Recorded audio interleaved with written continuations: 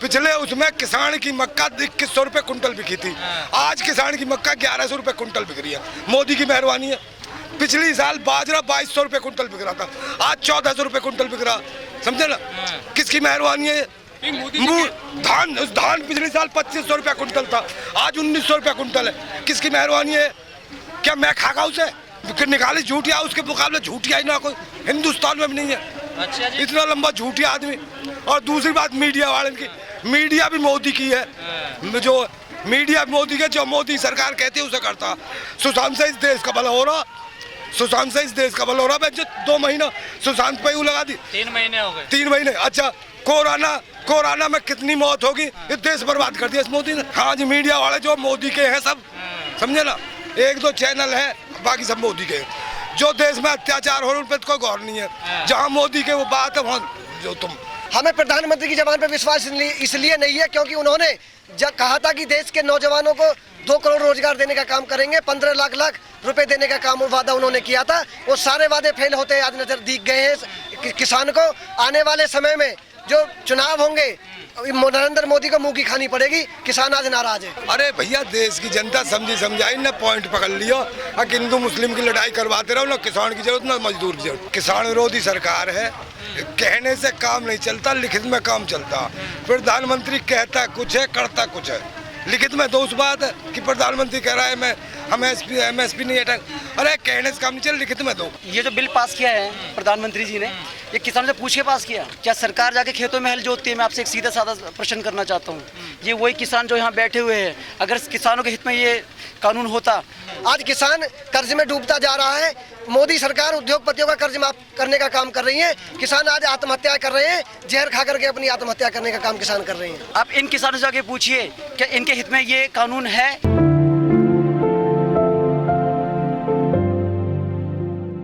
कानून किसान के सारे छीन लिए गए हैं। जो उनका जो अनाज उगाते हैं, उनको बेचने का जो ये मंडी में काम करते हैं हम किसान, हम पे सारे छीन लिए गए। सारे हक उन उद्योगपति को दे दिए गए हैं जो कि भाजपा सरकार को पैसे देने का काम करते हैं।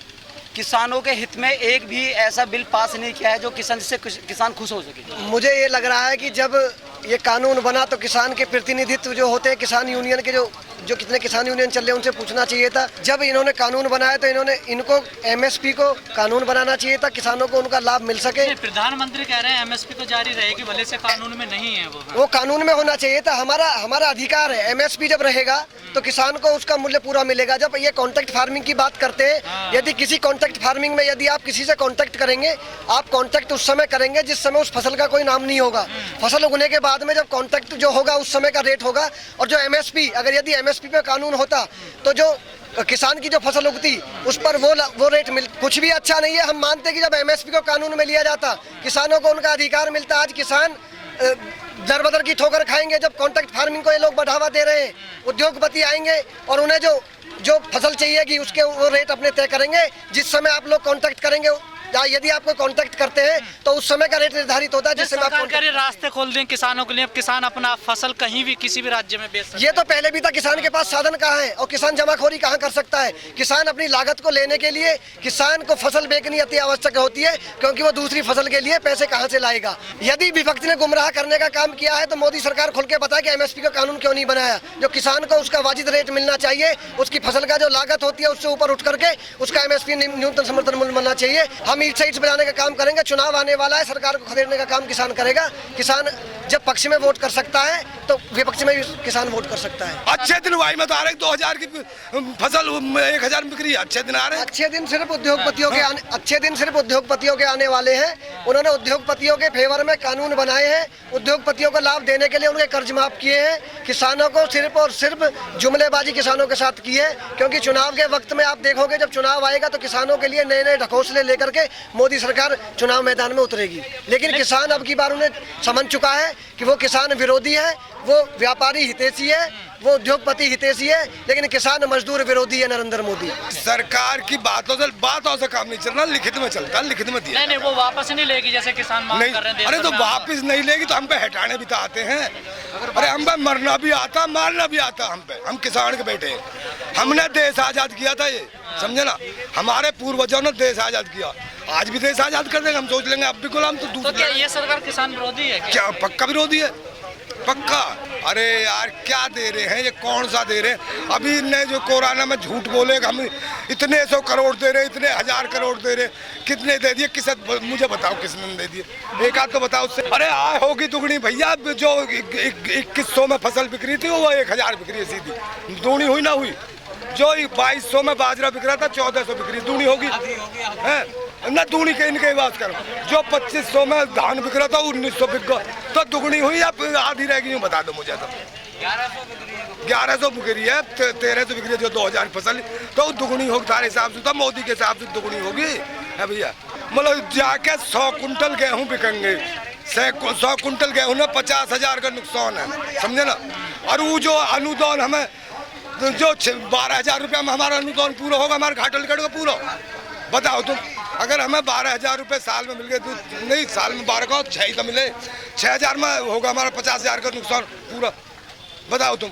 हालात बहुत ज़्यादा गंभीर हैं, हालात बहुत ज़्यादा गंभीर है। इनने हिंदू मुस्लिम से अलग कुछ नहीं है, कुछ भी नहीं किया, इनने क्या कर दिया बताओ? अरे यार 70 साल वही तो किया इन्होंने। इतने नौजवानों को, इतने युवाओं को बेरोजगार करने का काम किया है, पिछले 70 साल में थोड़ी हुआ है ये, इन लोगों ने करके दिखा दिया।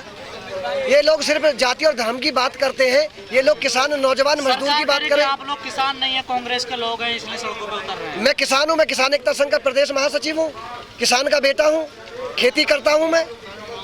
मोदी के कहने से क्या होता है? बहकाने का है। अगर किसान का, सरकार का हमसे बहकाने का है। अगर वो आज हमारे ऊपर इल्जाम लगा रहे हैं कि हम लोग कांग्रेसी है या फिर समाजवादी, हम ये है, हम छाती ठोक के कहते हैं कि हम किसान के बेटे, हम किसान के परिवार से हैं। कांग्रेस के ना समाजवादी के, मोदी जी पे अब हम आइडेंटिटी कार्ड बनवा के ले आवे। अगर हम तो किसान हैं, हमारे पहले आइडेंटिटी कार्ड बनाओ, जब हम आगे धरने में बैठेंगे। अन्य हमें कांग्रेस के बताएंगे, अन्य हमें कांग्रेस के बताएंगे, समझे ना? 1 रुपया 64% ना दे रहे, 1 रुपया भी। फिल्म सिटी की बात तो बाद की बात है। ग्रेटर नोएडा यमुना प्राधिकरण में जो जमीन अधिग्रहण हुई, जहां फिल्म सिटी बनाने का ये ड्रीम प्रोजेक्ट दिखा रहे हैं, वहां के किसानों को आज तक 64.7% अतिरिक्त प्रतिकर आज तक नहीं मिला है। ना ही आबादी का निस्तारण हुआ है, ना ही उनके जो 7% के विकसित भूखंड मिलने थे वो आज तक नहीं मिले। नई नई जुमलेबाजियां दिखाई जा रही है कि किसानों को खुशहाल किया जाएगा। अब यमुना प्राधिकरण में आकर के देखें कि एयरपोर्ट का आज तक उद्घाटन नहीं हुआ है और फिल्म सिटी का कब तक होगा। तो ये लोग ये सब झूठे वादे हैं, जो किसानों की पहली समस्या है उनका समाधान आज तक नहीं हुआ है, तो नई समस्याएं उत्पन्न कर रहे हैं, किसानों से भूमि हड़पने का काम ये लोग कर रहे हैं। ये किसान विरोधी सरकार है, मजदूर विरोधी सरकार है।